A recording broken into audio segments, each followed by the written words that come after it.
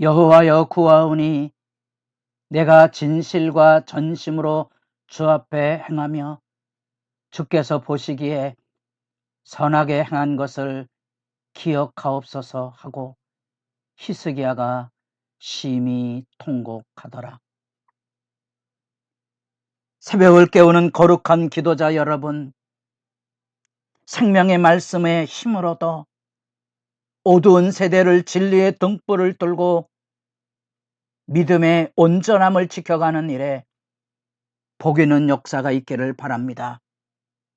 오늘 우리가 읽어갈 하나님의 말씀은 열왕기하 20장 1절에서 11절까지의 말씀으로서 이제 예루살렘을 정복하기 위해서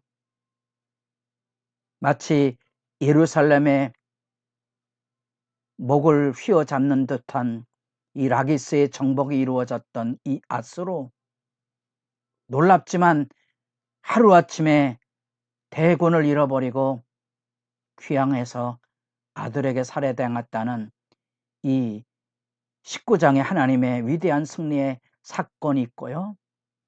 이 아수르 뒤편에 바벨론이라는 나라가 이 아수르 제국 앞에 들며 날며 이제 세력을 키우기도 하고 쫓겨나기도 하는 그런 상황이고요. 이 아수르와 바벨론의 이 약화되어 있었던 이 시기입니다. 이후로 바벨론이 아수르를 진멸하지만 지금 히스기야의 시대 안에, 그리고 이 역사적인 배경은 이사야 36장에 39장까지 비교적 자세히 나와 있으니까 역대기 말씀과 더불어서 참조할 이 부분의 단락을 읽으셔야 되고요. 지금 이 19장에 나타난 위대한 여호와 하나님의 열심으로 이루어지는 남유다가 멸망하지 않고 살아남았던 히스기야와 그 믿음의 승리, 제국의 침탈 속에 보존되었던 위대한 히스기야와 유다의 하나님의 보호와 구원의 열심의 사건의 증거가 그 배후에는 어떤 일이 있었는가에 대한 배후 역사에 대한 이야기가 20장에 나옵니다. 그런 점에서 보면 연대기적으로는 20장이 19장보다 먼저 일어났던 것으로 추론해 보시는 것이 말씀을 이해하는 데도 도움이 될 것입니다. 국가의 전망, 어떻게 히스기야는 믿음을 지켜서 이 아수르의 대군과 더불어 싸워 이길 수 있었을까? 하나님은 그 사건 속에서 무엇을 이야기하고 싶었을까? 그 모든 승리는 단지 이 히스기야의 믿음이라는 이 이야기만이 아니고 하나님의 구원의 열심이 이 히스기야에게 부음받되었다는 사실을 밝혀주고 있고, 이제 우리는 이 배우사를 통하여 믿음이라는 게 뭔지를 되돌아보게 하는, 국가의 전망 이전에 히스기야는 다시 죽고 살지 못하리라는 생명의 위기를 만나보게 됩니다. 그가 믿음의 역사를 이루기 위해서 그 배후 안에 어떻게 믿음의 경험을 했는지를 보여주는 단락이 여기 20장에 있습니다. 그 삶의 자리, 여호와의 말씀이 이사야로 들려집니다. 집을 정리하라. 내가 죽고 살지 못하리라. 이 생사간의 위기 속에 히스기야가 낫을 벽으로 향하고 여호와께 기도합니다. 이 낫을 벽으로 향하는 하나님만 붙드는 거지요. 이 히스기야 믿음에 대해서 18장 5절에서 히스기야가 이스라엘 하나님 여호와를 의지하였는데, 그 의지하는 모습이 뭐냐? 그의 전후 유다 여러 왕 중에 그러한 자가 없었으니 곧 그가 여호와께 연합하여. 이 연합한다는 말이 창세기 2장의 부부의 연합 그 개념이거든요. 같은 단어니까. 여기도 벽을 대하여 섰다는 말은 하나님만 의지할 수밖에 없었던 절박한 히스기야의 현실을 이야기해 주고 있는 겁니다. 그리고 3절이 우리의 마음을 울립니다. 여호와여 구하오니 내가 진실과 전심으로 주와 뺑하며 그가 아버지 아하스로 이루어졌던 이 성전의 더럽힘 그 안에 그 아수르 제단들을 다 헐어내고 새롭게 하나님만 바라보며 믿음에 선한 신앙의 개혁을 열어갖고 하나님만을 위해 살겠다는 열정을 가지고 그 믿음의 진실을 지켜 행하였는데 죽을 병이 들었다니 내 진실과 전심으로 주님을 향하여 행했던 것, 하나님 보시기에 선한 일에 열심했던 것, 하나님 기억하옵소서. 우리가 믿음에 열심하면 열심할수록 좋은 일만 있는 건 아니거든요. 많은 박해도 받고 조롱도 받고 오해도 받고 우리가 믿음에 열심하면 우리가 이런 삶의 위기에 봉착하게 될 때 쏟아지는 게 이 통곡입니다.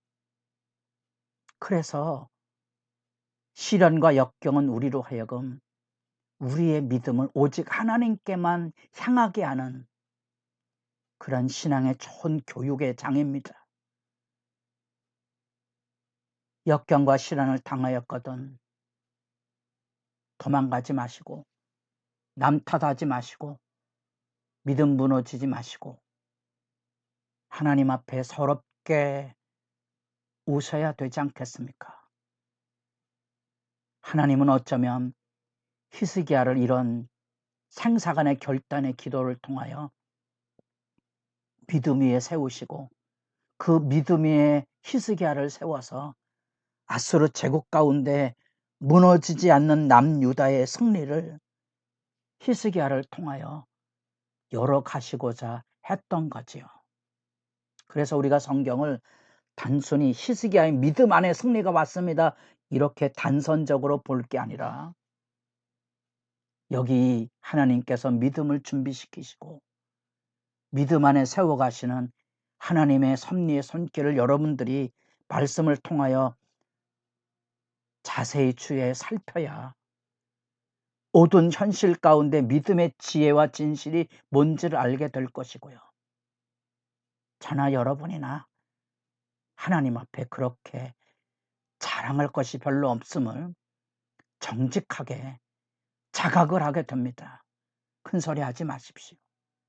하나님이 세우시는 믿음 앞에 우리가 서 있는 거고 우리가 얼마나 하나님 앞에 믿음 앞에 엎어지고 자빠졌는가를 철저하게 자복하고 겸손을 배우고 그 가운데 살아있는 거지요. 히스기야 역시 마찬가지입니다. 이제 히스기야에서 우리 이 첫 번에 이 죽을 고비를 넘나드는 기도를 통하여 하나님만 바라보는 삶의 훈련을 받았던 이 히스기야. 이제 우리 내일은 그런 믿음을 가졌던 히스기야가 또 왜 엎어지는지 이게 믿음이 무엇인지를 우리가 정직하게 돌아보게 되는 겁니다. 살고 죽는 위기 속에 기도 응답을 얻었던 히스기야.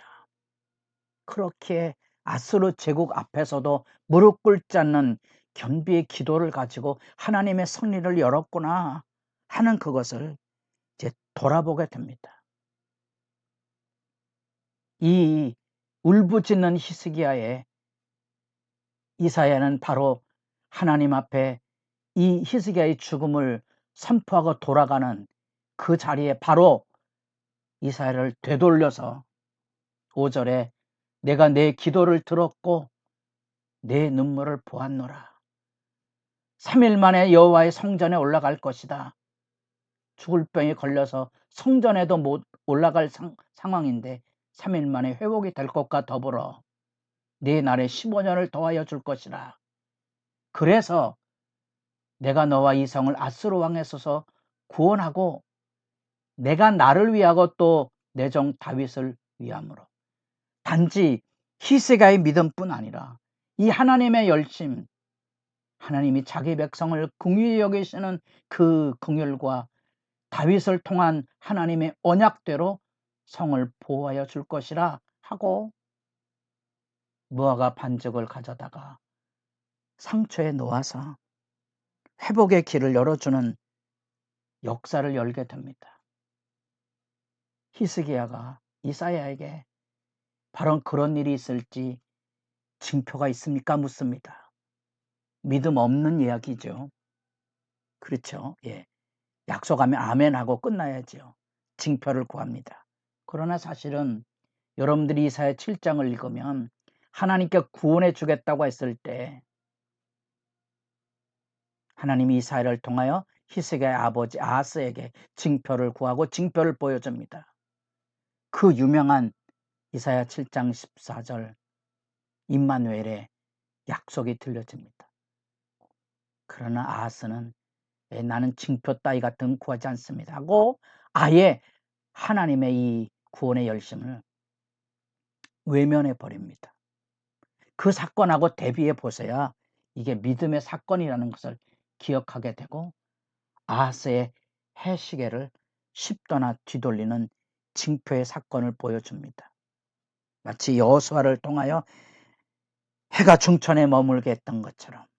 그래서 이 사건은 우리로 하여금 믿음의 선한 싸움을 싸울 수 있었던 이 히스기야의 신앙의 밑바닥 이야기를 들려주고 있는 거고 그게 역사의 교훈입니다.